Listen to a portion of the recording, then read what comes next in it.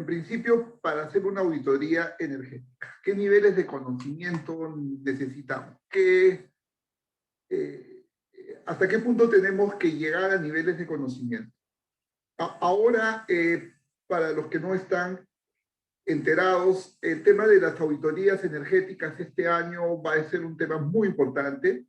Está a punto de salir oficialmente el nivel de auditores energéticos calificados, certificados, en los cuales las auditorías energéticas se van a hacer obligatorias. Ahora ya es obligatorio para las instituciones del Estado y luego próximamente va a ser obligatoria en toda la industria. De tal manera de que van a guiar a la industria hacia una transformación energética y el canal es las auditorías energéticas. Por eso le estamos poniendo en día mucho énfasis a este tema, porque sabemos que en el Perú no existe auditores energéticos certificados y que este tema se va a desenvolver mucho en los próximos años. Y lo que queremos hacer como institución es enseñar, demostrar que esto es un tema muy importante, no solamente como país,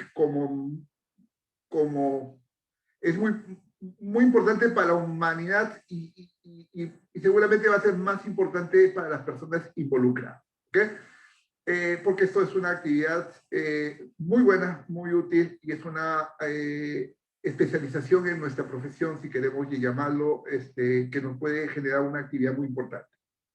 ¿Qué necesitamos conocer para ser un auditor energético? Luego vamos a hablar del auditor energético exitoso.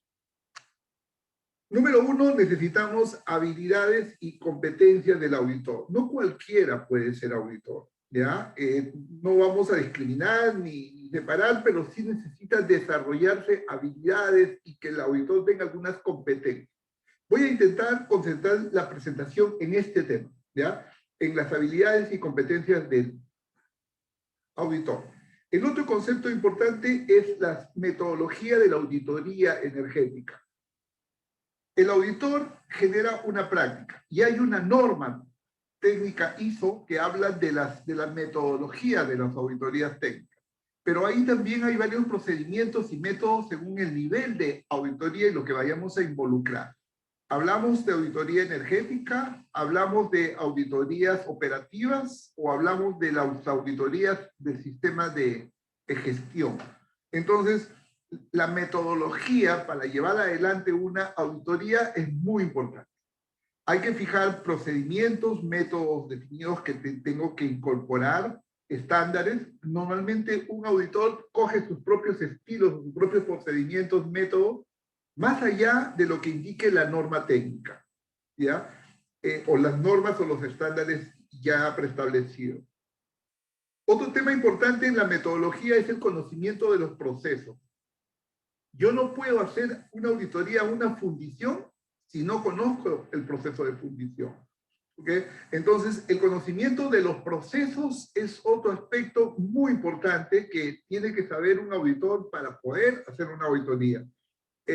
No va a hacer una auditoría exitosa si no tiene conocimiento de la industria, de las necesidades, puede hacer recomendaciones o condiciones que vayan contra la calidad, o contra ciertos estándares o con cierto régimen de producción.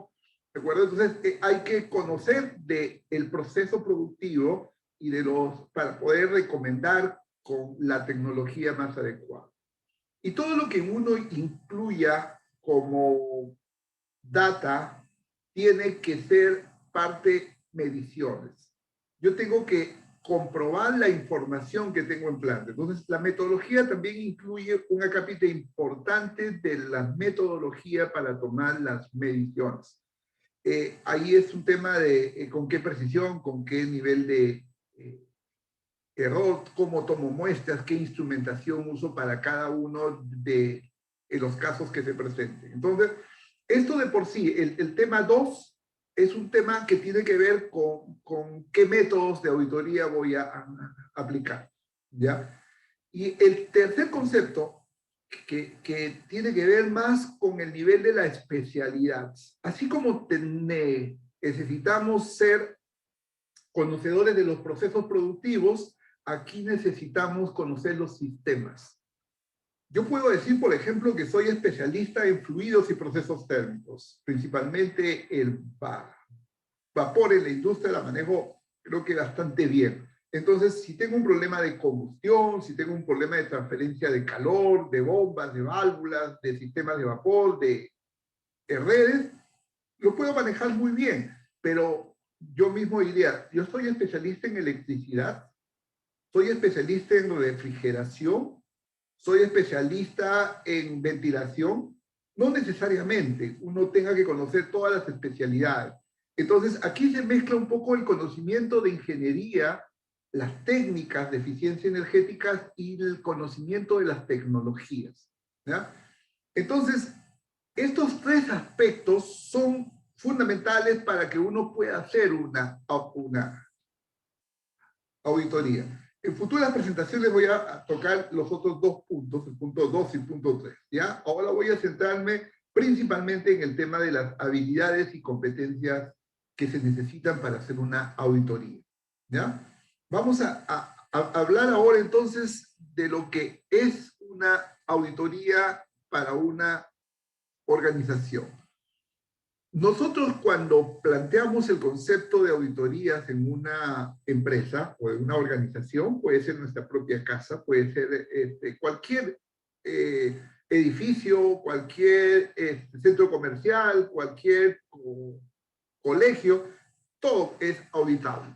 Entonces, yo la primera cosa que tengo que saber qué nivel, qué auditoría necesito hacer, saber cuál es el alcance. ¿Qué nivel y qué expectativas necesitamos establecernos primordialmente cuando vamos a iniciar la auditoría? Esto normalmente se resalta y se remarca y se revisa en el momento del lanzamiento, en la reunión de lanzamiento. ¿Por qué? Porque si no tengo las expectativas bien definidas, la expectativa puede ser a un nivel de auditoría en la cual no nos hemos planteado.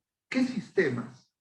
¿Qué nivel de profundidad? ¿Qué nivel de detalle? ¿Cuánto ahorro quiero fijarme? Entonces, yo ahí normalmente a veces el error más común de los auditores es fijar demasiadas expectativas y demasiados alcances. Un alcance donde le va a faltar mucho tiempo para que mida, y a veces una expectativa porque el auditor se presenta como el mago, el que va a generar ahorros de 20, 30, 40%, y a veces no podemos demostrar realmente que ese ahorro se puede alcanzar, ¿no? Entonces, las expectativas que uno genere, ¿no? Y la determinación del alcance de la auditoría es la primera etapa que hay que tomar. Para eso yo tengo que ver qué nivel de auditorías hago falta. El nivel 1 describe la metodología para dar definiciones básicamente conceptuales. En las definiciones conceptuales, yo puedo hacer una auditoría que me demore un día en una auditoría de nivel 1. ¿Ok? ¿Por qué? Porque son básicamente apreciaciones, son temas conceptuales. Entonces, si alguien me preguntaría, y no es una pregunta muy común, ¿cuánto tiempo demora una auditoría? Puede ser horas, puede ser un solo día, no necesito yo hacer una auditoría. Depende de la profundidad, del alcance que me haya fijado y de qué estoy involucrando en una planta. En un curso en el Japón que tuve, preguntaba a los japoneses cuánto tiempo se demoran hacer en una auditoría a una empresa. Y yo no entendía por qué ellos al principio decían que demoran máximo unos 3 días.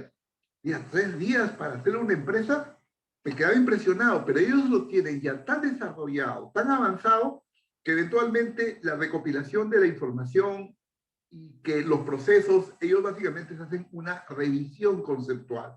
Entonces hacen una auditoría de nivel 1, ¿ya?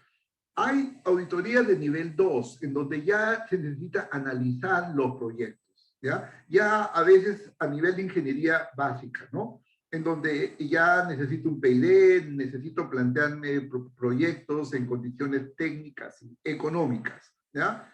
Ahí ya se necesita un tiempo mayor y una profundidad de estudios mayor y definición y especificaciones también más altas, ¿no? Y el nivel 3, estamos hablando de las auditorías referidas a desarrollos y estudios ya por proyectos establecidos.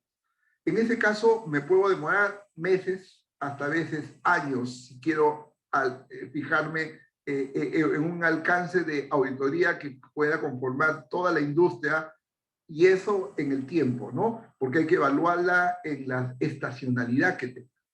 Entonces, unas auditorías son llevadas adelante por niveles, ¿ya?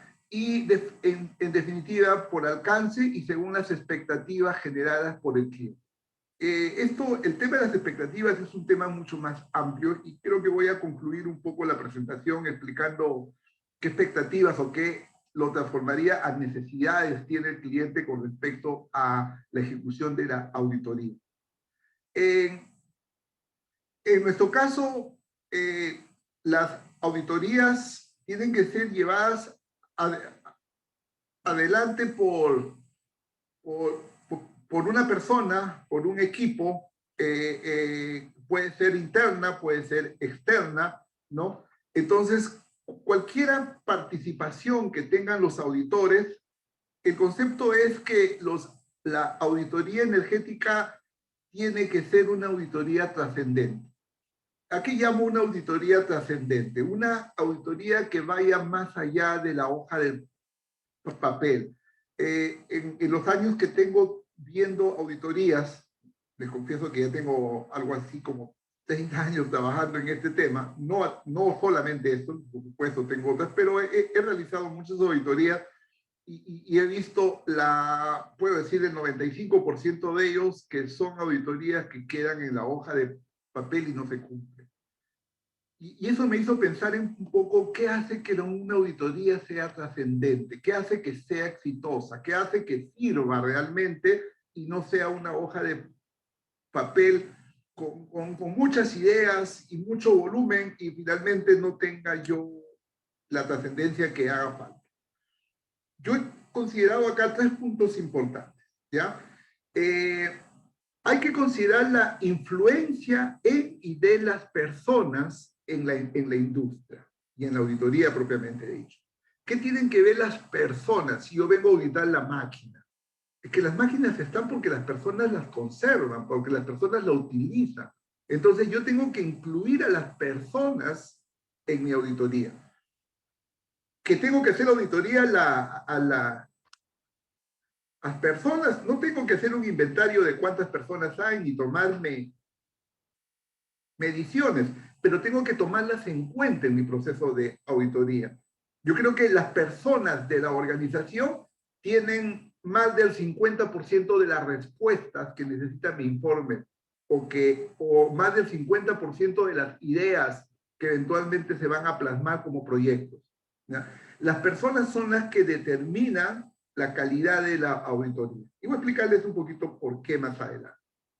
El otro concepto importante para hacer una auditoría trascendente es la gestión de conocimiento de la organización. Si la industria está en esa condición, si la industria tiene esas características, buenas o malas, ¿no? Es porque ese es el nivel de conocimiento que tiene. ¿Cuántos mitos o cuántos paradigmas hay en la organización que tengo que yo trabajarlos? Entonces, ¿cómo se contrata a la gente? ¿Cómo se capacita a la gente? ¿Cómo se forma a la gente? ¿Cómo se compran los equipos? ¿Cómo se selecciona? Todo eso es gestión de conocimiento. ¿Cómo fluye el conocimiento de la organización? ¿Es una organización estática o es una organización que es abierta al conocimiento? ¿Cómo se trabaja en la organización? Entonces, eso es otra de las trabas que queremos. Queremos que el auditor deje el libro en la empresa. Y por eso se tientan muchos auditores a hacer informes que son tomos gruesos en donde se ve la necesidad de poner muchos anexos, tablas, gráficos, información, prácticamente de libros completos, porque sienten la necesidad que la persona no conoce ciertos conceptos. Si la cultura va hacia el conocimiento y el conocimiento está en las personas, en el punto 1, entonces ya el auditor se tiene que concentrar básicamente en los proyectos o en los hallazgos, ¿no? Entonces, la gestión del conocimiento, la participación del auditor para entender cómo se mueve el conocimiento en la organización es otro tema que hace que la auditoría sea trascendente. Y el último punto, el punto 3, que yo consideraría que es uno de los más importantes para la ejecución de lo que yo planteé como auditoría, es plantearnos estrategias. ¿Okay? Una auditoría necesita no solamente fijarse una estrategia desde la definición del alcance y desde la definición de qué va a implicar la auditoría, qué voy a incluir en mi auditoría, es esa discusión que necesitamos para generar una expectativa. Entonces, también está en el momento que yo lo voy a ejecutar, qué nivel, qué clase, qué auditoría, a qué sistemas. Entonces, luego de que yo ya hice la auditoría propiamente dicho, tengo que pensar antes, durante y después, ¿cómo hago para ejecutarlo?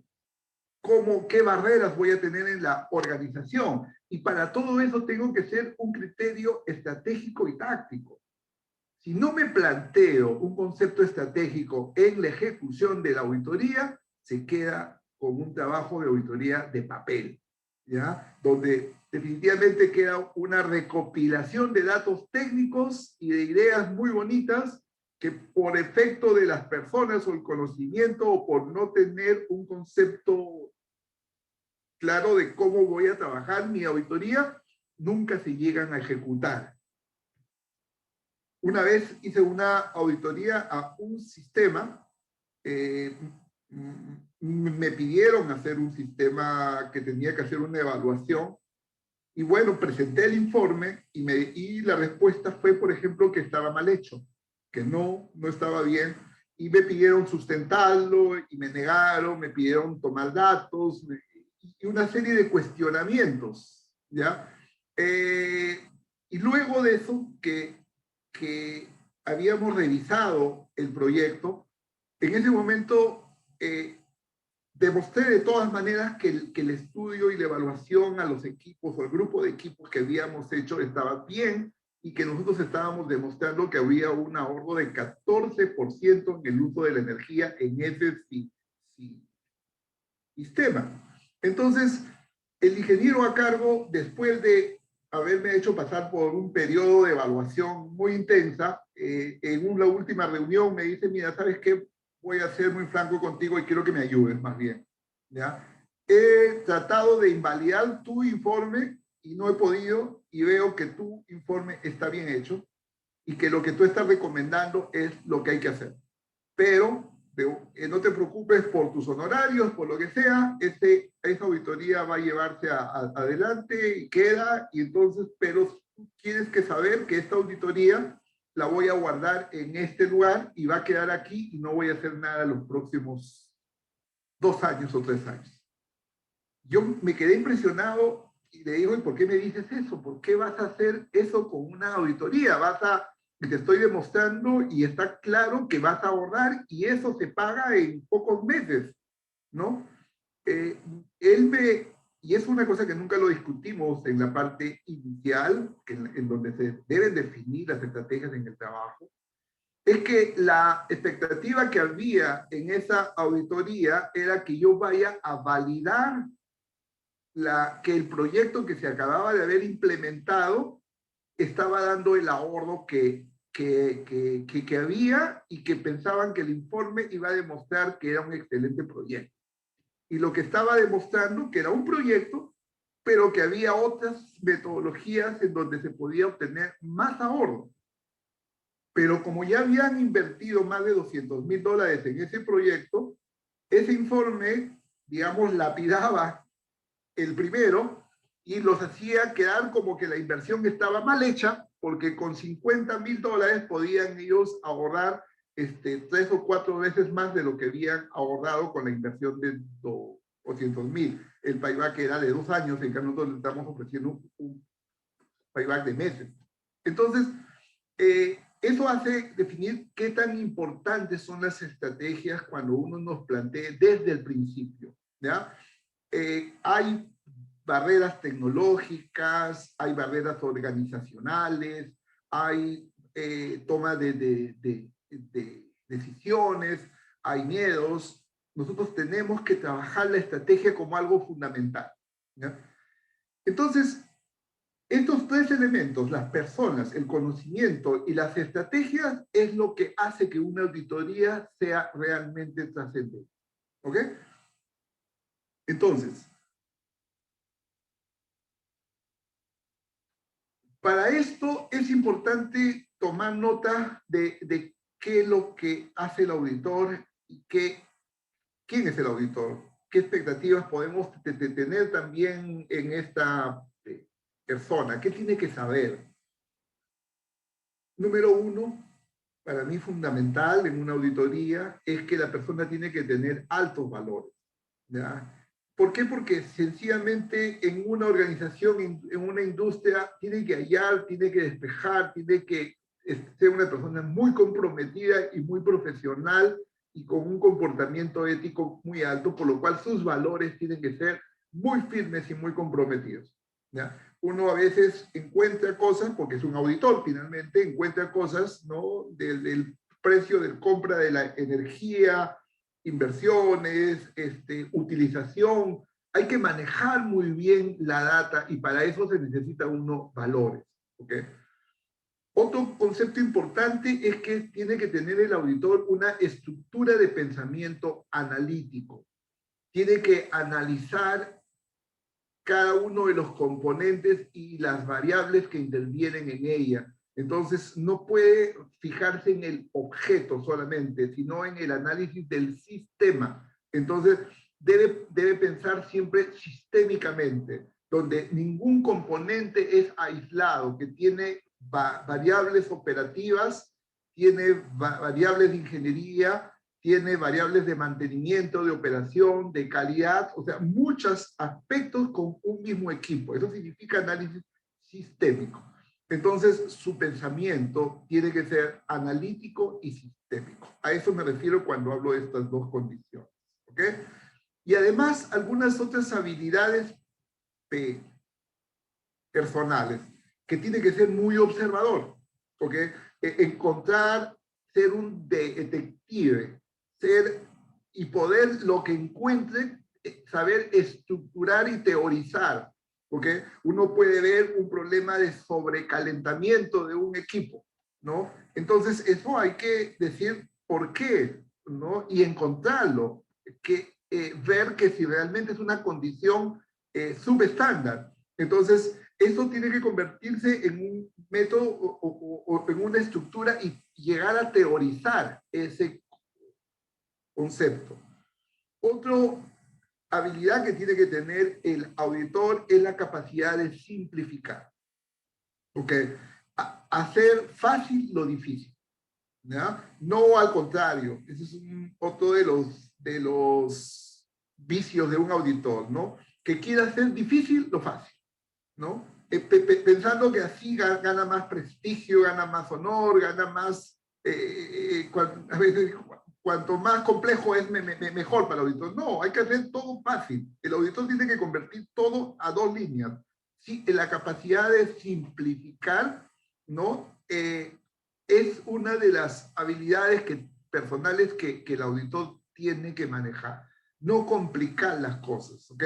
A veces queremos usar ecuaciones muy complicadas, relaciones muy difíciles, manejar todas las variables juntas a la vez y no se puede. Entonces uno tiene que aprender a usar factores, empezar a usar valores que rectifican hasta las mediciones o los cálculos, ¿no? Entonces, de tal manera que nosotros nos acercamos a un valor real, no en base al análisis matemático, que sí hay que hacerlo, sino en base a la capacidad que tengamos de simplificar un problema. ¿Ok? Entonces, ahí nos vemos que la ingeniería es fácil, que la física que usemos es básica y que las tecnologías son básicamente recomendaciones estándar. Entonces, la capacidad de simplificar un auditor es muy importante. ¿Ok? Y el otro concepto importante es una correcta escala de valor. Hay cosas que son evidentes, ¿no? Y hay que tomarlas como evidentes y simples, ¿no? No es lo más relevante. A veces los proyectos de alta inversión se convierten en lo más relevante en una inversión. Entonces, no necesariamente. Entonces, hay que tener una correcta escala de valor para saber cuál es el factor más importante en el proceso que estoy ejecutando.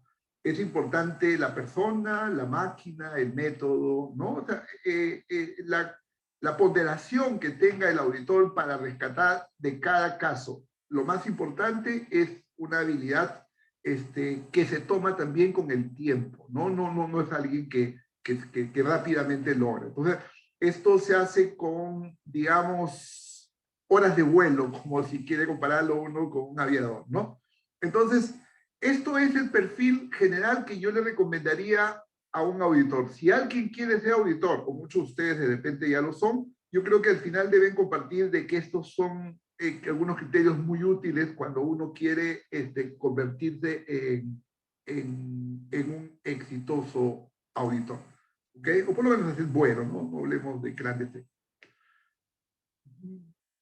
Vamos a hablar entonces de los tres aspectos que hacen que una auditoría sea exitosa, ¿ya? Del punto de vista de las personas y del auditor. El auditor, primeramente, tiene que enfrentar a los usuarios, ¿ya? Y son las personas quienes van a hacer su primer frente, ¿ok? Son los que finalmente utilizan la energía. Las máquinas son las que están. Las personas se convierten en una variable en la máquina. No queremos tomarlo como un objeto, pero finalmente ellos son los que determinan qué eficiencia o qué condición puedo sacar a la máquina. Entonces, las personas hacen la diferencia, ¿de acuerdo? Nosotros a ellos los vamos a inducir a una reflexión, inducirlos a que pueden hacer mejor las cosas, en que lo que tienen ellos, en lo que están manejando está mal, o que es perfectible. Entonces, nuestra labor como auditor es al usuario, ¿no? Tomarlo como aliado y que nos ayude a entender y que nosotros le ayudemos a ellos a manejar su máquina a través de una reflexión. Por lo tanto, es una actividad muy importante la actitud que asume al ser auditado. Muchos asumen una actitud hasta a veces agresiva, a veces desconfiada, o a veces al contrario, es una actitud de mucha apertura. Dicen, al fin alguien va a hacer algo que no se ha hecho hace cuánto tiempo, alguien me va a escuchar. Entonces, hay mucho que hablar cuando uno habla de la actitud que asume el usuario en un proceso de auditoría. Entonces, estamos hablando de su conducta. Y ahí el auditor tiene que usar un concepto, ¿no? O se convierte en el coaching, ¿no? Donde le va a ayudar a encontrar al usuario, a la persona, a cualquier nivel de la organización, finalmente puede ser gerente, puede ser jefe, o puede ser el técnico, o puede ser el operador, le va a ayudar a encontrar sus dificultades de eficiencia energética, la cual puede ser una mala práctica, algo que pensaban que era un estándar. Entonces uno se convierte en un coaching de ellos porque los está ayudando a que ellos mismos descubran sus ineficiencias, ¿ya? O puede ser usar el mentoring, donde uno le está dando conocimiento y le está dando información y le está ayudando y no se convierte en el mentor para ellos, ¿no? Donde los ayuda en el proceso de transformación, ¿no? Son dos herramientas muy semejantes, pero cada una de ellas tiene sus aplicaciones. Entonces, el mundo de las auditorías a mí me ha llevado a estudiar un poquito cuándo aplico coaching o cuándo aplico mentoring en un proceso de auditoría, ¿ya? Entonces, eso es muy importante porque es la posición que uno toma frente hacia un usuario. En una auditoría uno hace hallazgos, ¿ya? Y es muy importante fijarse esas premisas que hacen falta. ¿Qué premisas son las que nosotros necesitamos evaluar cuando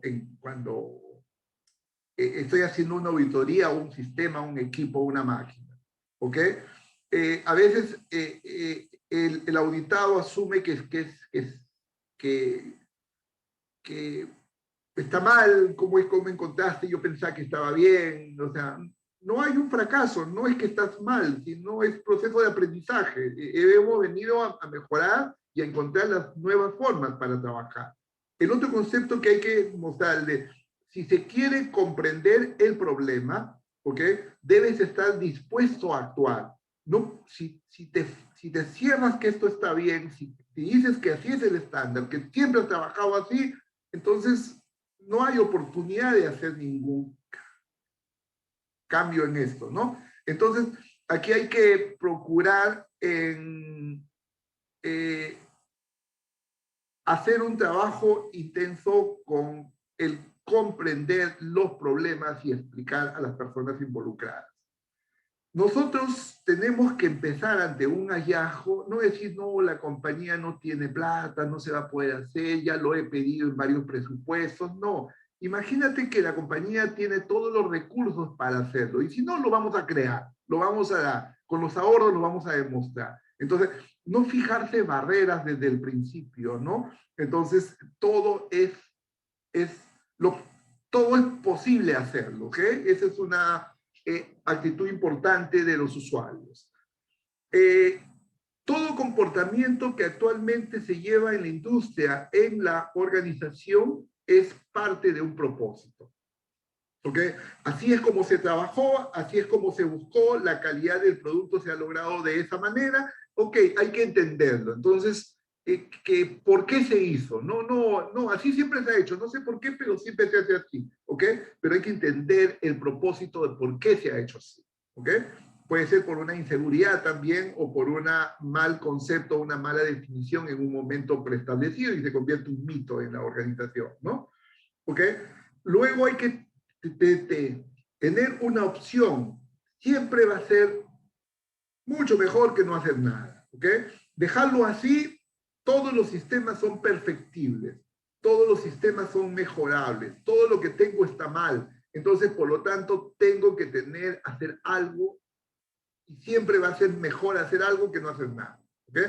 Otro concepto importante es siempre se ha hecho lo mejor que se puede. O sea, no estamos criticando lo que existe. Lo que se ha hecho hasta ahora es lo mejor que se ha podido hacer con los recursos con los que se contó, con la ingeniería que hubo, con las posibilidades, no importa cómo ni por qué, pero lo que está hecho es lo mejor que se ha hecho. Entonces, no tenemos por qué criticar el pasado, simplemente hacer un diagnóstico del presente. ¿Okay?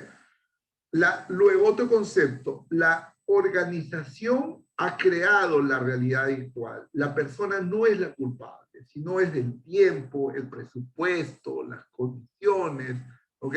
Entonces, eso es lo que hace que el sistema pueda funcionar o no, ¿no? ¿Ok? Entonces, vamos a seguir en otro concepto. Hay que, digamos que con las personas necesitamos establecer y entender cuál es la relación que ellos han generado en la organización y para con el auditor. Entonces hay que generar una relación con las personas a partir de una empatía. Y la empatía de dos maneras, una empatía cognitiva, que es netamente ingeniería y práctica, en donde nosotros vamos a ver cuál es el rol que la persona cumple para el problema físico de la máquina, ¿ok? Para la condición de operación del sistema, ¿ya? Y cuál es la condición afectiva, porque el ser auditado es un proceso. Entonces, ¿qué siente? ¿Cuál es la posición que tiene la persona con respecto al problema de eficiencia energética. ¿Cuál es su participación activa? ¿Qué siente la persona? Entonces, ir más allá de la auditoría significa no solamente el conocimiento, generar empatía a partir de entender junto con la persona la relación del problema, sino también qué es lo que siente. ¿Ok? Esta relación está a diferentes niveles de la organización. Yo puedo hablar con el operario, ¿de acuerdo? El que de repente no tiene ni siquiera una formación básica escolar, ¿ok? Yo puedo hablar con el supervisor, que es un técnico de mucha experiencia, con el jefe de mantenimiento, que está sobrecargado de responsabilidades, con el jefe de producción, que tiene un enfoque en el producto, con el gerente de la planta, que eventualmente ve en una posición macro, ¿no? O puedo ver yo al dueño que también ve la problemática del futuro de la misma organización. Entonces, el auditor tiene que hablar el lenguaje, tiene que conocer la perspectiva y lograr empatía a todos los niveles de la organización. ¿Ok? Todos tienen diferente enfoque, diferente interés y diferente atención a lo que estamos hablando. ¿Ya? Entonces, los usuarios son uno de los efectos importantes. En esta condición de establecer una relación entre las personas, hay unas cualidades que tiene que desarrollar el auditor propiamente dicho para poder tener éxito en generar esta relación. La primera es confianza, ¿ok? Debe demostrar mucha competencia e integridad, ¿ok? Tiene que demostrar conocimiento, o sea, nadie se deja operar por un médico que dudo de sus capacidades, ¿no? Yo no voy a dejar que me abra el corazón y que me haga una operación ni a mí, ni a un familiar, ni a un amigo que yo aprecio, un médico que eventualmente no confío en él. Entonces, la primera actividad es desarrollar confianza, ¿ok? Y para eso lo primero es demostrar mucha competencia e integridad. El otro concepto es respeto al usuario, ¿ok? No hay que ponerse, no, que hay que respetar a las personas más por lo malo que por lo bueno, ¿ok? No solamente al bueno y decir y que esto debió hacerse, no. Hay que respetar al usuario por todo lo que les dije antes, ¿no? Las cosas están ahí por algo, no es porque el usuario esté trabajando mal o no asumir ninguna actividad crítica. Otro concepto es la honestidad, la transparencia, la claridad con la que nosotros vayamos a tratar los temas objetivamente, ¿no? Entonces, el auditor tiene que demostrar mucha honestidad y reflejarlo en sus acciones, ¿ok? Respeto profesional. Todos tenemos una perspectiva y una necesidad diferente y un nivel de conocimiento que debemos respetarnos. Entonces, por lo tanto, es una necesidad para manejar una relación y respeto. Otro tema importante es la confidencialidad. Estamos nosotros enfrentando y observando el detalle de las virtudes y defectos de la organización.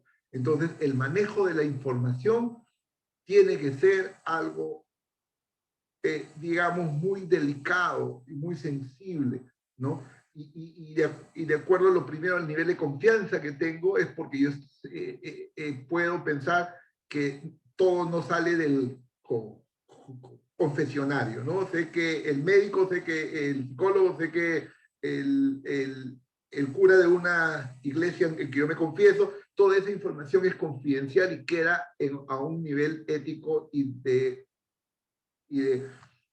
un nivel profesional. Entonces, nosotros tenemos que demostrar que hay mucha confidencialidad en nuestra actividad. ¿Okay?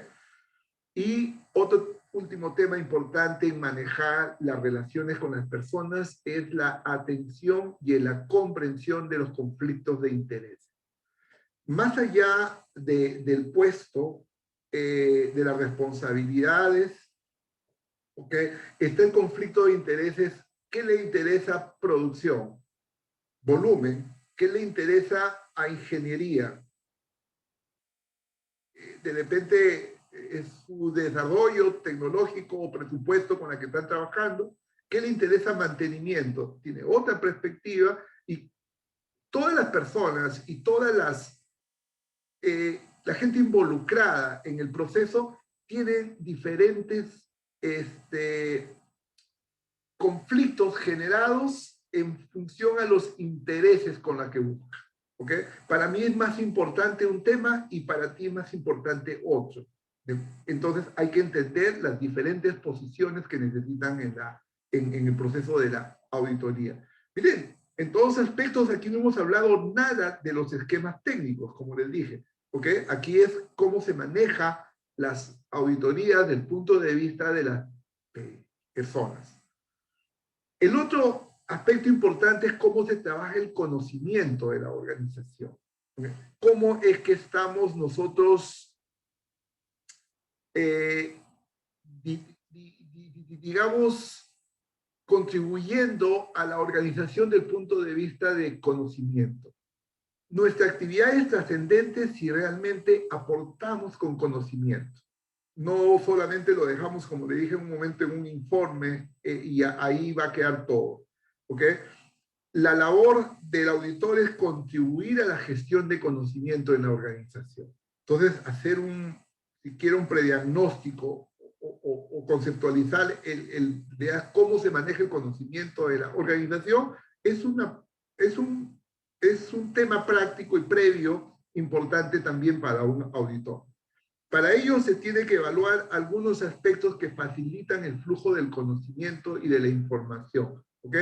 ¿Por qué? Porque al final nos volvemos en unos gestores de cambio. Vamos a generar un cambio y romper los paradigmas que hay. Entonces, el conocimiento es la forma más poderosa de poderlo hacer. Las preguntas pudiéramos hacerlo. ¿Por qué aún existe tantas barreras? ¿Ok? Porque hay un jefe autoritario, ¿no? Porque el conocimiento, los puntos de referencia que existen son por las tradiciones, por los miedos, por los temores que se han generado en una condición de falla en la máquina. ¿Okay? Hay que evaluar bien por qué existen tantas barreras para intervenir o para mejorar o para cambiar. ¿Hay interés real de la organización? O sea, estamos viendo con las personas que quieren aportar. ¿Okay? Es muy importante que se mida ese concepto. ¿Okay? Luego, ¿cómo garantizamos el avance hacia el futuro? Si yo definí un nuevo parámetro de operación, ¿cómo me aseguro que eso se va a mantener? ¿Quién lo va a mantener? ¿Quién va a ser consciente que la temperatura de operación no es 90 grados, sino es 48? ¿Ok? ¿Y cómo aseguro que eso? Lo automatizo, pero la compañía no tiene posibilidades de hacer una automatización por ahora. Pero yo tengo que asegurarme que ese cambio se vaya a dar para que los indicadores de eficiencia que me he fijado en mi auditoría se cumplan. ¿Ok? Entonces, eso es importante. ¿Cómo garantizo el avance hacia el futuro a través del conocimiento? ¿Ok? Inculcar una visión del conocimiento. ¿Cómo vamos a desarrollar personal, gente, líderes? O sea, ¿cuál es la visión que tengo yo como auditor versus la información que tiene la compañía de cómo se va a manejar el conocimiento de la organización? Si quiere capacitar o no a su gente, ¿no? Importante cómo se conducen las conversaciones. Yo soy las personas y les puedo decir a ustedes que el mayor conocimiento de la planta se encuentra en el operador, en el usuario, en las personas. Entonces, en una conversación, en saber escucharlos a ellos, es bastante para poder encontrar el conocimiento suficiente y necesario de los procesos y de los sistemas que los cuales yo quiero trabajar. ¿Okay? El otro concepto del conocimiento es la movilización de los activistas. Hay personas muy importantes en la organización que se compran la idea, que los hacen tuyos y se vuelven militantes de la organización. Son lo que llamamos los apóstoles, los que hacen su apostolado, evangelizan, ¿cómo le queremos llamar? Son las personas que toman el compromiso que los hacen tuyos. Y ellos son los que difunden el conocimiento necesario para mantener la eficiencia energética, o los proyectos o las buenas prácticas se vuelvan estándares. ¿Ok? Otro concepto es la creación de un contexto. A veces el tema salarial, a veces el tema de reconocimiento, al tema de la información, del acceso a una biblioteca, a un libro, a un catálogo, es importante. ¿Cuál es el contexto con el cual estoy trabajando? Las herramientas que tengo. Entonces, es otro aspecto importante que tomar en cuenta. El conocimiento está globalizado a quienes involucran. ¿Ok? ¿Cómo globalizamos el conocimiento en la organización? Entonces, en esto logro ver algunos aspectos en los cuales hay que tomar en cuenta cuando uno quiere desplegar conocimiento en la organización y hacer que realmente nuestra auditoría tenga trascendencia. Entonces, lo que nosotros debemos estar buscando es que la auditoría tenga trascendencia. A través de las personas y a través del conocimiento lo logramos. Y el tercer punto es las estrategias. ¿Okay? Yo creo que, como les decía, lo más importante en la organización, y eso lo aprendí en unos cursos que eventualmente recibí sobre auditorías, que en Japón plantean que uno de los temas más importantes es el conocimiento técnico de la física y de tecnologías, y el segundo punto importante son las estrategias. Si uno no tiene estrategias adecuadas, sus informes quedan en el papel, ¿ok? No funciona nada, ¿ya? Se convierte en un documento sin peso en la historia de la organización, y los proyectos nunca se llegan a ejecutar. Entonces, para una auditoría y para la implementación, existen en la organización supuestamente muchas motivaciones por las cuales nos vemos en la necesidad de desplegar estrategias. Sea temas económicos, sean temas de intereses, sean temas presupuestales, sean temas diversos, vamos a llamarle motivaciones personales o organizacionales que se generan barreras a través de eso. Como les dije antes, las barreras que podemos encontrar son inéditas, simplemente porque no quiero. Esa es una de las cosas inéditas, ¿no? Yo quiero trabajar así y así he estado siempre, y si me cambias, de repente salen malas cosas y no quiero cambiar, ¿no? Entonces, hasta eso, ¿cómo rompo esa barrera? Entonces, vamos a pensar como que cada proyecto que quiero es una batalla, ¿ok? Entonces, como gestor de cambio, yo tengo que desarrollar estrategias de implementación. Entonces, ¿en qué momento tengo que aplicar estrategias básicas? ¿Ok? ¿Qué estrategia utilizar? ¿Una estrategia defensiva o una ofensiva? ¿Ok? ¿En qué momento hago una persuasión, convicción, una transmisión de información? ¿Y en qué momento impongo? ¿En qué momento digo, mira, así tienes que trabajar porque yo te lo digo, ¿no? Entonces, o porque ese es un estándar en el mundo, porque uso un indicador, porque ¿en qué instante hago? Entonces, ¿cuál es el proyecto que pongo primero? ¿Qué pongo segundo?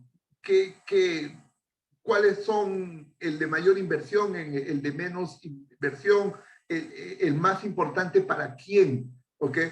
Yo quiero ganar la participación de un área determinada, entonces yo cojo cierto tipo de proyectos porque ellos les involucra una mejora en su operatividad. Entonces, hay mucha estrategia a utilizar, básica, defensiva u ofensiva, para empezar. Otro criterio importante, que tengo que tener algunos elementos básicos. Inteligencia. ¿Cómo se mueve la organización? ¿Quién compra? ¿Quién determina? ¿Quién lo utiliza? ¿No? ¿Quién lo controla? ¿Quién lo desarrolla? ¿Cómo se maneja la información? ¿Cómo es el planeamiento en la organización? De tal manera de conocer terreno, ¿ok? Entonces yo aquí tengo que conocer la organización porque hay principios fundamentales que tengo que tratar en el momento que yo quiero plantearme una estrategia, ¿ok? Entonces tengo que conocer los elementos básicos de la organización para definir estrategia. Otro concepto, hay que definir cuáles son los objetivos estratégicos, cuáles son los logros, cuáles son las batallas que tengo que ganar, ¿no? Y cuáles son las escaramuzas que no me importan que se pierdan, ¿ok? Entonces, ¿cómo hago para lograr mis objetivos estratégicos? ¿Cuáles son mis objetivos estratégicos para empezar? ¿Ya? Este es otro concepto importante que tengo que definir. Esto es un análisis propio de auditor, no es algo que va a ir en el informe, por supuesto, ¿no? Todos estos conceptos son conceptos que tengo que preestablecer cuando yo quiero desarrollar una auditoría, ¿ya?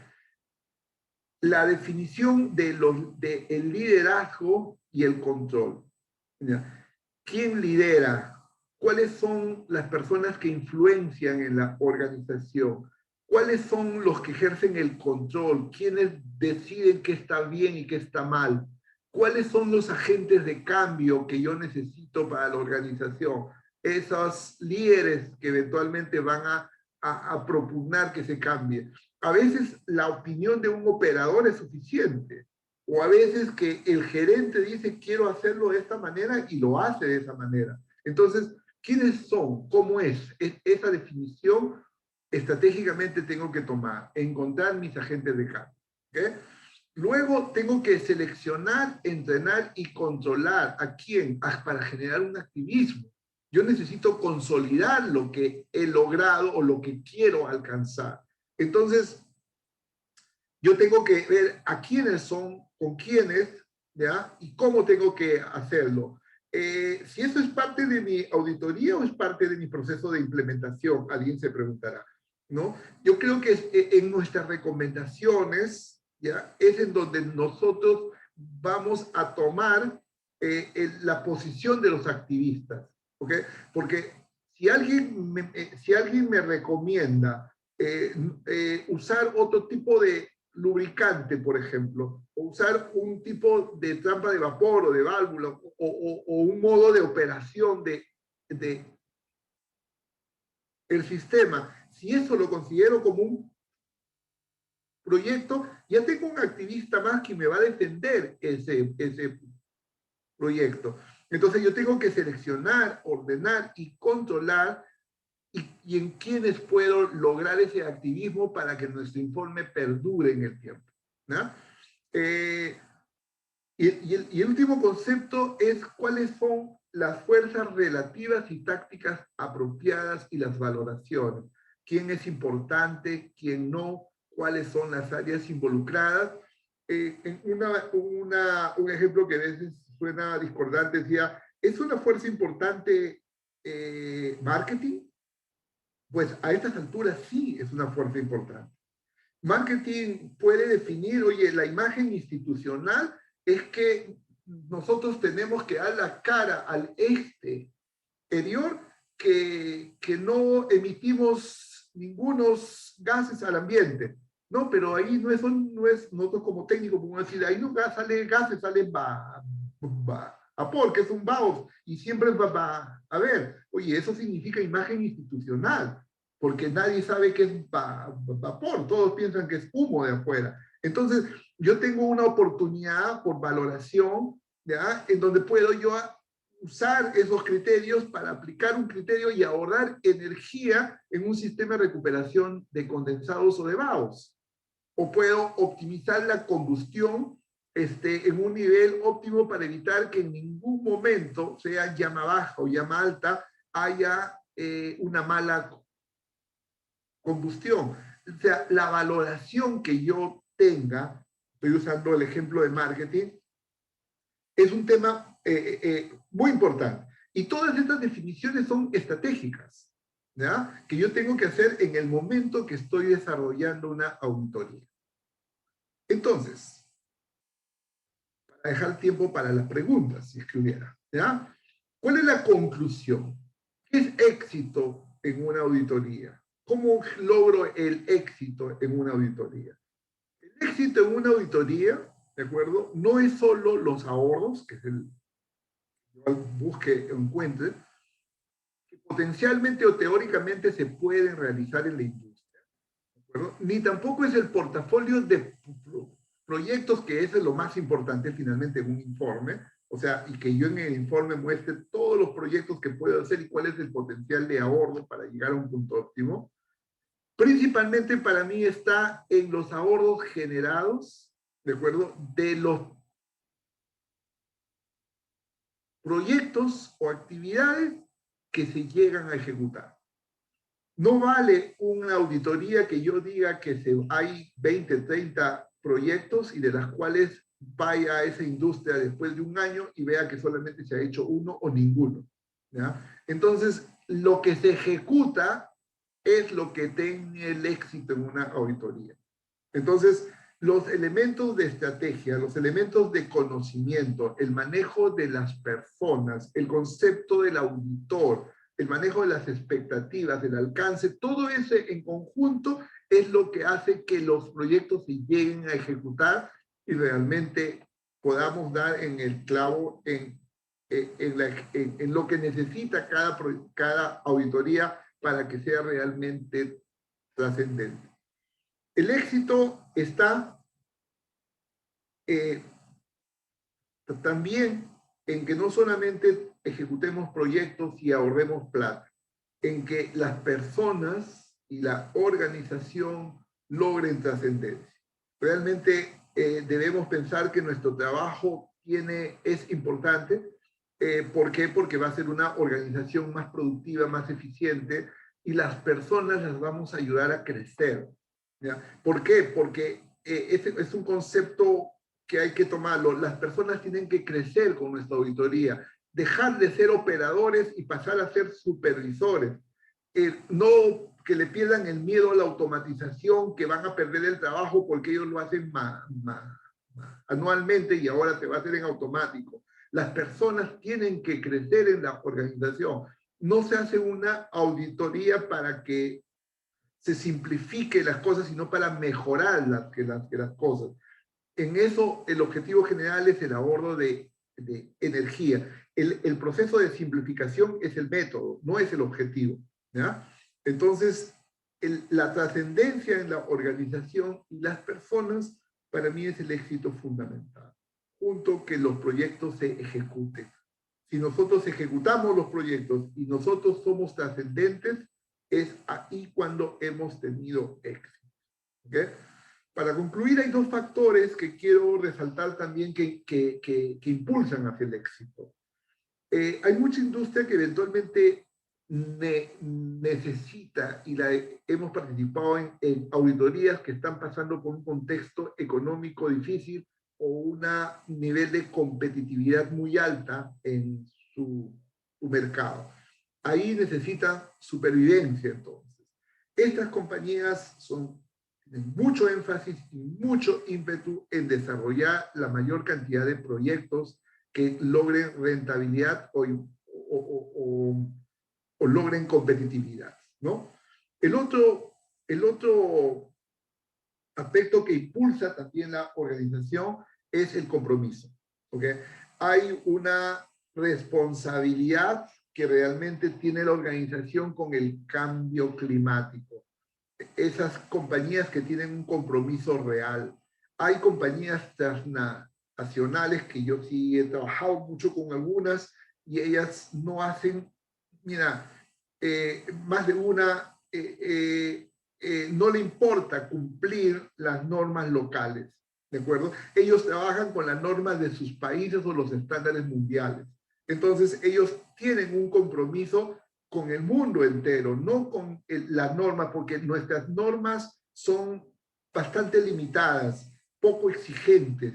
Entonces, pero hay normas de su país de origen que son muy exigentes y ellos exigen un nivel de eficiencia energética porque tienen un compromiso con el medio ambiente. Entonces, esa industria que eventualmente es seria y tiene un real compromiso con el cambio climático que está pasando en el mundo, eso es un impulso muy grande, ¿ok?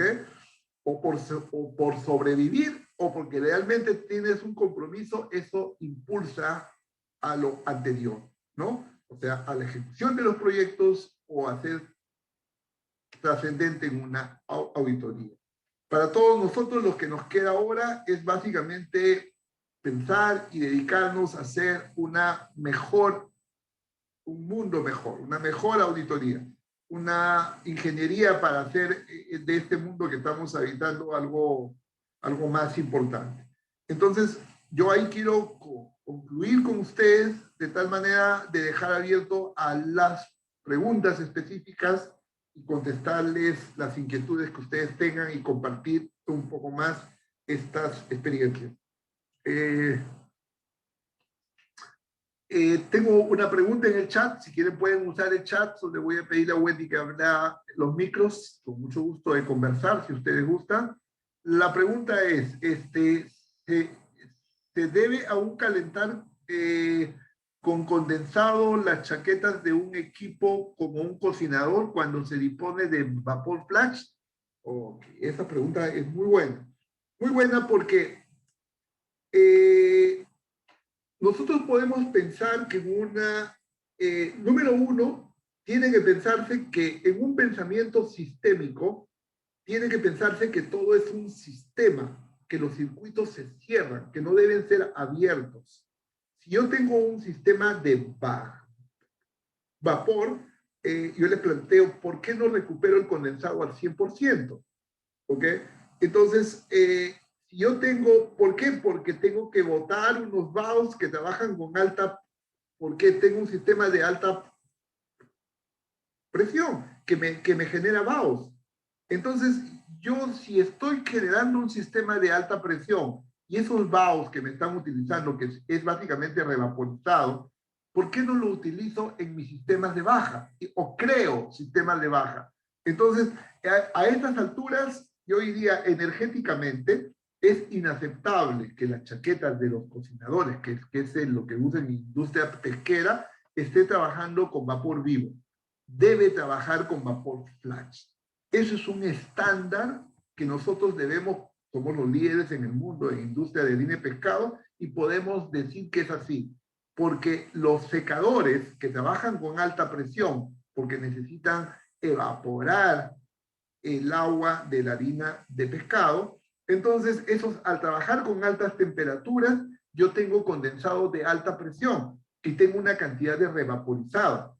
Ese revaporizado o lo boto o lo utilizo. Pues lógicamente si tengo otro equipo que trabaja a presión baja y es suficiente energéticamente y el balance energético cierra, yo tengo que utilizar ese vapor flash en ese sistema. Entonces, siendo atrevido, yo le mencionaría de que sí es una excelente idea y es algo que tiene que convertirse en el futuro en una práctica muy natural, no en un proyecto especial, porque muchas plantas ya lo tienen, pero que el vapor flash es un vapor de recuperación que se debe utilizar en los procesos de baja presión. ¿Ya? Así que ese es un proyecto muy interesante. ¿Ok? Acá tengo otra pregunta. Respecto a las autoridades energéticas, ¿cómo tengo que tener conocimiento general técnico? Me refiero a conocer un poco de todo, ya sea de la rama eléctrica, mecánica y ambiental. Miren, esta pregunta es realmente muy amplia, pero va a redondear algo que una interrogante que también yo me hice en su momento, y lo cuento varias veces y lo quiero recalcar ahora.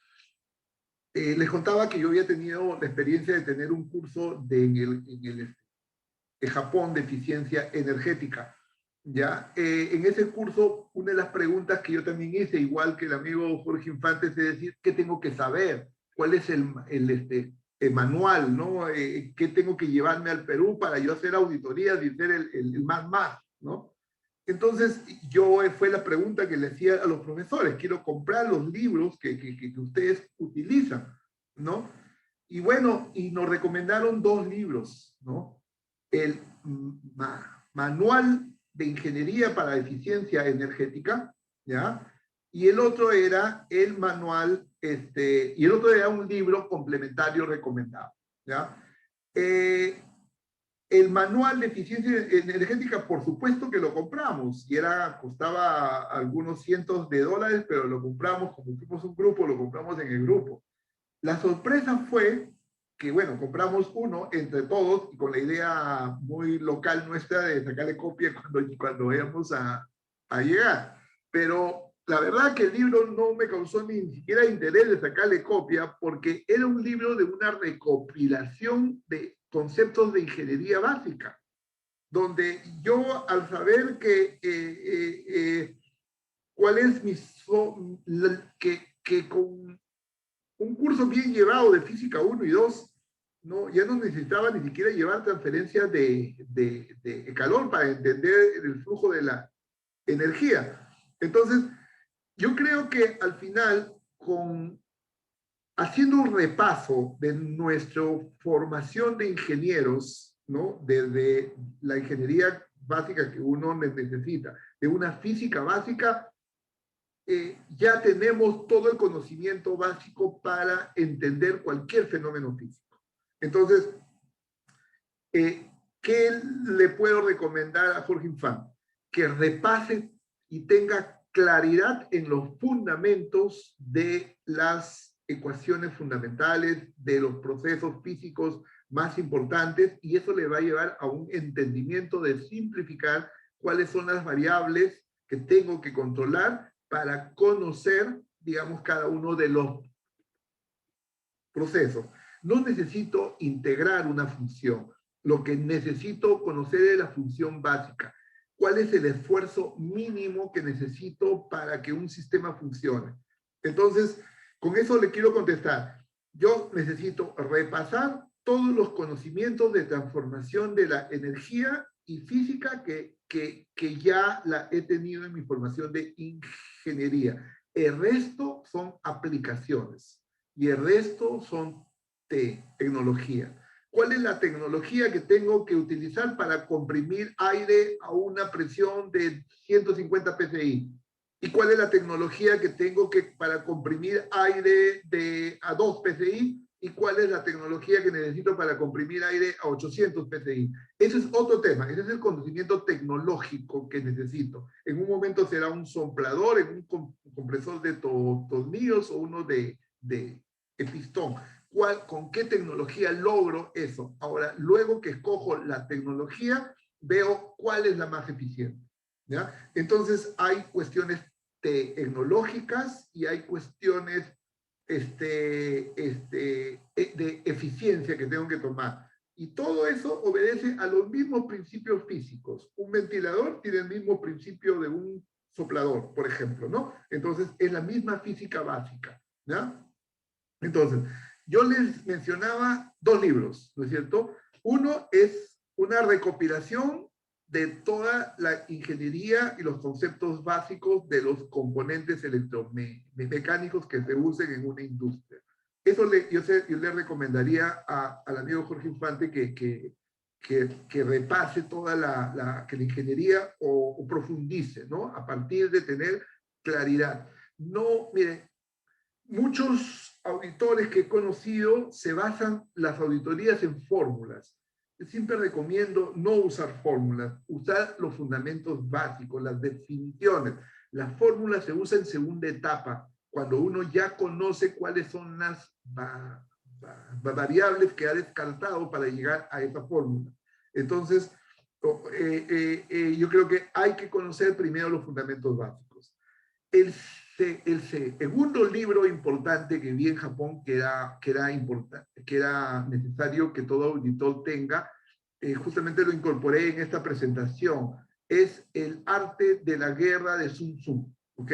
Y un japonés me decía, lastimosamente el libro no es japonés, es chino.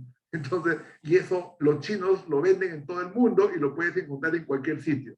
Entonces, Para ellos, lo más importante que tenía que tener un auditor es el conocimiento de tecnologías y de ingeniería, y el otro concepto era conocer de estrategias. Algo que les he querido presentar ahora. El éxito de una auditoría está en la estrategia que yo aplique. ¿Ok?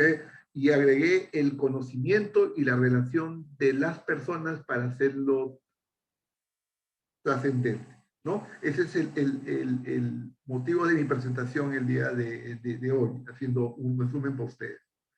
Ok, entonces, Henry Villafuerte nos pregunta, si quieren cualquier pregunta también con mucho gusto, ¿ah? En las auditorías ha encontrado que en las plantas pesqueras u otras industrias están bien seleccionadas las válvulas de control de vapor. Mire, en la mayoría de industria, lo voy a decir en la mayoría de industria, los equipos que son más estables, los equipos que están mejor dimensionados, son los que tienen mayor eficiencia de operación y mayor eficiencia energética. Cuando un equipo está sobredimensionado, el sistema funciona, pero falla constantemente, ¿ya? Cuando está subdimensionado, no funciona, porque no tiene la capacidad, pero cuando está sobredimensionado, sí funciona. En las industrias pesqueras, como el vapor es de mala calidad, regularmente por el efecto de la mala calidad del agua que tiene y por las condiciones operativas y el régimen de funcionamiento, suele pasar de que para sobrellevar esa condición de mala operatividad, sea por calidad del vapor o por la deficiencia o las caídas de presión, se suele poner factores de seguridad de 2, de 3, hasta de 4, o sea, dimensionar 3 a 4 veces un equipo. Entonces, eso lleva a una condición de sobredimensionamiento. Cuanto uno más sobredimensiona, en componentes regularmente el equipo más falla. Eso es una regla general. Si una válvula debe de modular, abrir y cerrar modulando en su régimen normal de funcionamiento, cuando está muy sobredimensionada, la válvula abre y da mucho flujo y cierra. Y esa apertura y cierre constante hace que haya un desgaste prematuro en la válvula. Entonces, muchas veces, para protegerse en el sistema, los proveedores de componentes utilizan un factor de sobredimensionamiento, porque cuando uno los ajusta al valor real que se necesita, acaba fallando o generándose una condición de falla o indicando que la válvula es mala o indicando que el sistema no funciona. Entonces, en muchas industrias se usa el factor de seguridad o un factor de sobredimensionamiento para las condiciones operativas. Y en la industria pesquera y en válvulas de control suele pasar porque el régimen de arranque tiene un alto consumo y el régimen de producción puede ser un consumo el 20% o 30% de lo que realmente puede dar. Entonces, digamos que ya ahí nos estaríamos involucrando y le agradezco la pregunta porque miren que ya nos hemos puesto a ver la ingeniería de la planta, nos hemos puesto a hablar de regímenes de producción, ¿no? Y de condiciones de funcionamiento y de mantenimiento producidos en una industria. Entonces, fíjense que he hecho un análisis sistémico, podemos decirlo, ¿ya? En un análisis, digamos, que tiene que ver más allá que la válvula o el componente, porque estoy hablando de cómo funciona. Ese es algo que tenemos que hacer nosotros frecuentemente ante cualquier análisis de cualquier componente, ¿ok? Entonces, o cualquier proyecto o recomendación. Nuestra recomendación no es puntual, tiene que ver con algún tema adicional, ¿ok? Entonces, el reto es descubrir eso, ¿ya? Entonces, si tengan alguna pregunta más, yo con mucho gusto de contestar todas las que ustedes quieran. Esas son las que estoy viendo en el chat. No sé si... Creo que Wendy no está en línea porque ya no ha abierto el micro. Voy a pedirle por el interno que abra el micro. Aquí estoy, quiere Inge. preguntar. Estoy rajando de Wendy y aparece. Qué bueno. Yo le estoy escuchando, Inge. Gracias, Wendy. Sí, Estoy adelante, todos riéndome un poco. los que Sí, desean preguntar, estamos ahí atentos. con mucho gusto si hay alguna pregunta de ustedes entonces.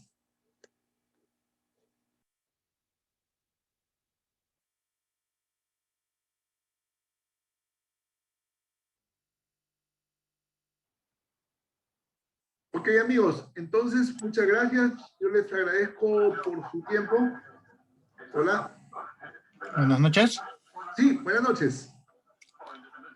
¿Qué tal? Buenas noches, ingeniero Jaime. Un gusto, un gusto. Quisiera hacer una consulta. ¿Cuántos tipos de auditorías energéticas hay en el sector industrial? ¿Y quién es el encargado de aprobar dichas auditorías? ¿O qué organismo es el encargado de aprobar, ¿no?, esas auditorías? Gracias. Ya. Son dos temas importantes. Los niveles de auditoría se los he puesto en la pantalla ahorita, ¿no? Hay la definición, las de nivel 1, nivel 2 y nivel 3, ¿ya? Esos son los tres niveles de auditoría. Las auditorías en este instante, si bien es cierto, están nombradas como que hay que realizarlas dentro de un programa de eficiencia energética, ¿ya? Eso dentro de la ley de eficiencia energética dictada el año 2000, el año 2008 sale una reglamentación y sale decretos supremos en donde ya se aprobó inclusive el método de cómo hacer una eficiencia energética, se aprobó que todas las organizaciones tienen del Estado la obligatoriedad de hacer auditorías energéticas una vez al año y se definió la metodología. ¿Okay? Eso ya es ley, normas en el país, ¿ya? Ahora, una auditoría energética en realidad no lo aprueba nadie, ¿ya? Es a discreción. Una auditoría puede ser tan buena o tan mala y el que lo califica es el usuario. ¿En qué sentido? En que cuántos hallazgos tenga, cuánto eficiencia energética logre, ¿ya? Entonces, lo que le quiero decir, las auditorías energéticas no son aprobadas ahorita por nadie. No, en nuestro país no existe auditores energéticos certificados. En Chile sí hay. Ese es el gran tema que en este momento existe en nuestro país. Hay una ley, hay una reglamentación, hay decretos supremos, hay presupuesto que obligan a las instituciones a hacer auditorías, pero en el país no existe auditores energéticos certificados, ¿ya? Y no existe organización que lo certifique. Entonces, ¿quién hace auditorías ahora? Cualquier persona, ¿ya? Uno puede hacer lo que la ley no te prohíbe. Entonces, cualquiera de nosotros podemos hacer auditorías energéticas.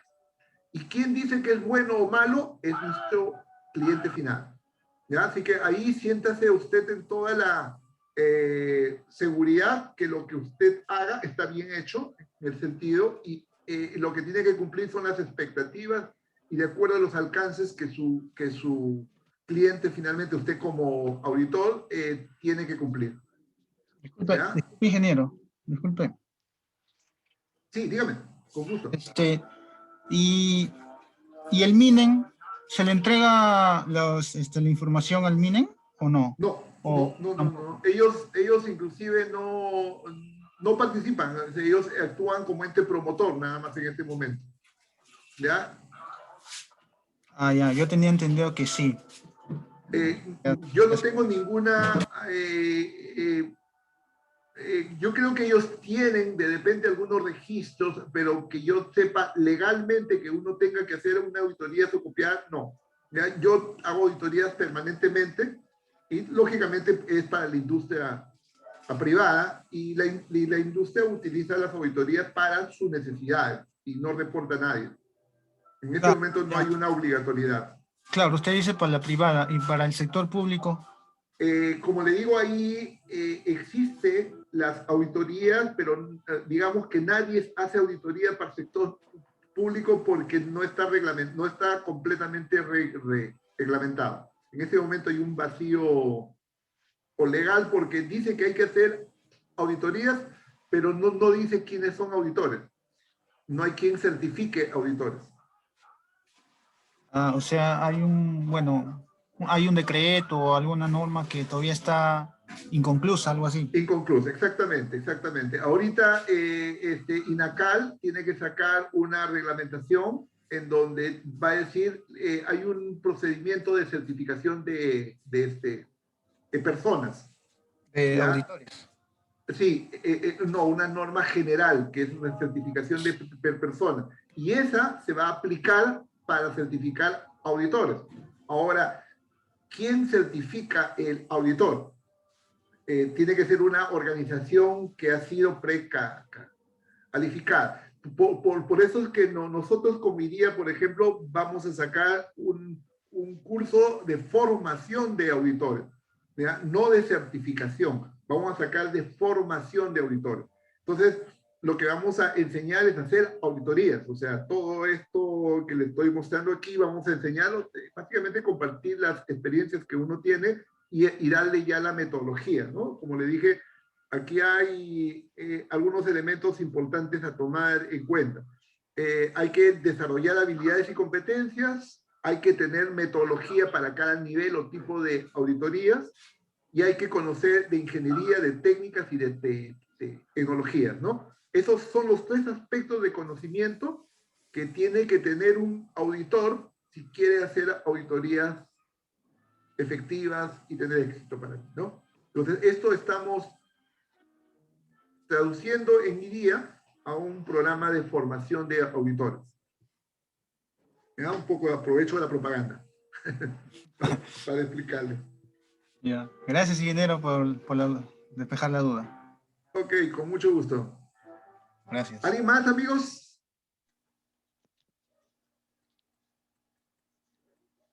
Hay algunas preguntas en el chat, Inge.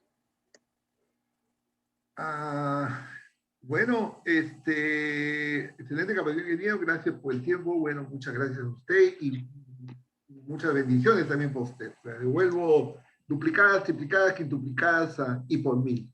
Que le vaya muy bien a usted. Henry Villafuerte, Inge, pregunta, ¿los tanques flash que ha auditado en los equipos pesqueros tienen las instalaciones con los componentes completos? ¿Deben tener una válvula reductora de alimentación de vapor de caldero cuando caiga la presión de vapor flash? Muy importante. A ver, la experiencia que tengo en pesca y los tanques flash que he visto instalados, en realidad, a mi criterio, ¿no? A mi modesto criterio, siendo crítico y conozco algunos años de este tema, nunca están completas y realmente la mayoría está con problemas de dimensionamiento y de especificación. Le quiero explicar por qué. Los equipos secadores trabajan en una variación de carga a una presión más alta, ¿ya? Y los equipos cocinadores, que son los que utilizan el vapor flash, trabajan a otra condición. Aunque trabajan en la misma línea de producción, en un momento determinado, ¿ya? Puede ser que el cocinador está full y el secador está con carga baja, o al revés. Entonces, yo puedo tener en un momento exceso de vapor flash o falto de vapor flash. Cuando me falta, ¿cómo lo compenso? ¿Ya? ¿Cómo lo compenso? No tengo un sistema de compensación. Entonces, ¿qué hace? El cocinador funciona mal. Y el operador tiene que compensar manualmente agregando o abriendo bypasses, ¿no? Si yo me falta, tengo que compensar. Y si me sobra, ¿qué hago cuando me sobre?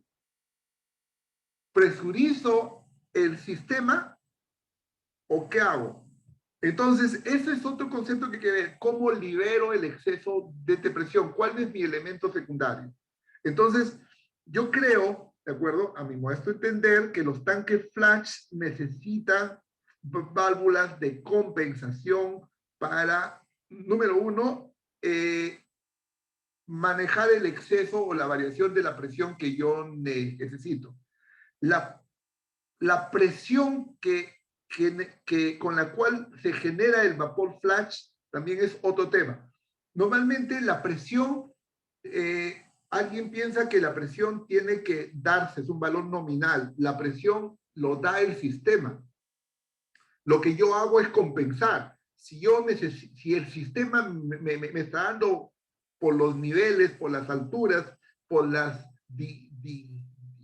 distancias, las pérdidas de presión que hay, me va a dar que el sistema me da un flash de 2 PSI o de 5 PSI. O sea, ¿cómo compenso para que yo tenga 10 PSI? ¿Ok? Entonces, yo tengo que compensar la presión y tengo que compensar la energía. O sea, tengo que hacer el balance térmico y tengo que compensar la presión que necesito para mi sistema. Entonces, se necesita, con esto le quiero demostrar a ustedes que se necesita cierto nivel de automatismo en los sistemas flash que regularmente no se utilizan. ¿Ok? ¿Por qué? Porque pensamos que utilizar vapor flash es poner un tanque y poner más trampas de vapor, y no es así. ¿Ok? No es un tema que se resuelve, como yo digo a veces, vendiendo trampas y colocando un tanque. No, el sistema debe estar completo. A veces no necesitas ni siquiera trampas. Un control de nivel en el tanque es suficiente. Entonces, hay que más preocuparse en cómo hago, cómo mantengo, cómo se regula el sistema automáticamente antes que colocarle, digamos, más accesorios innecesarios, ¿no? Entonces, yo no sé si le estoy respondiendo esa pregunta a Henry Villafuerte o algún detalle en específico que se me esté escapando. Si deben tener una válvula reductora de alimentación de vapor de caldero cuando caiga la presión, sí, en algunos casos hace falta. Hay que ver nuevamente la ubicación y con qué presión estoy especificando el vapor flash, ¿ya? Y que si están completos o no, yo creo que no están completos. Eso es como definición.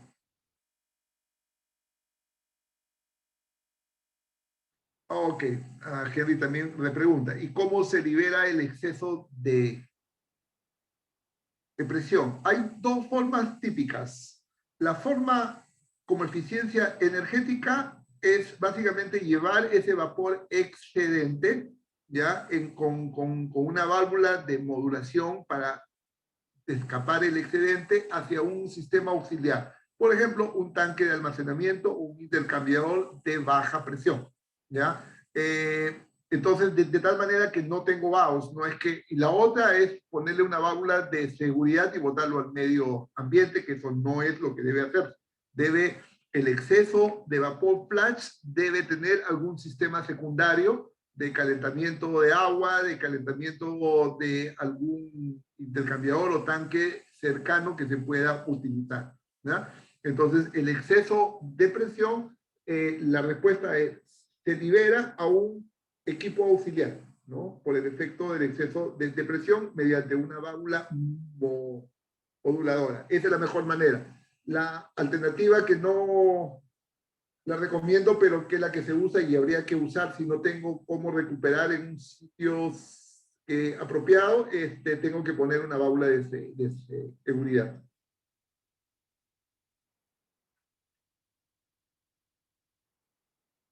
¿Listo? Entonces creo que estamos listos con la presentación. Entonces, amigos míos, mucho gusto, muchas gracias. Espero haber sido de utilidad para ustedes para esclarecer este tema de auditorías energéticas.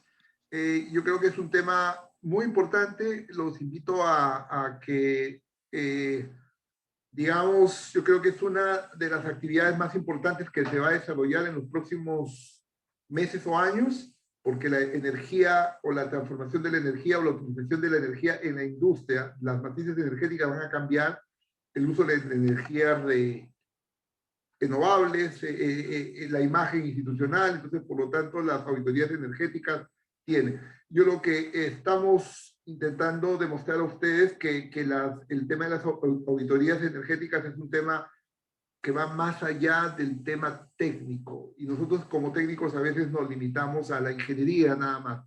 Pero creo que el éxito está en abarcar un poquito más, ¿no? Estudiar a la persona, estudiar el conocimiento y ver qué estrategias utilizo para que los proyectos que yo me planteé en la auditoría, mis hallazgos, se convierten en realmente eficiencias y en mejor productividad para la organización.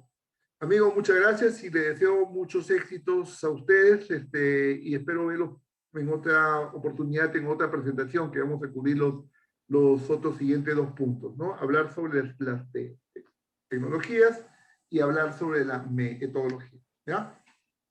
Hasta luego, muchas gracias, mucha suerte. Gracias por su participación.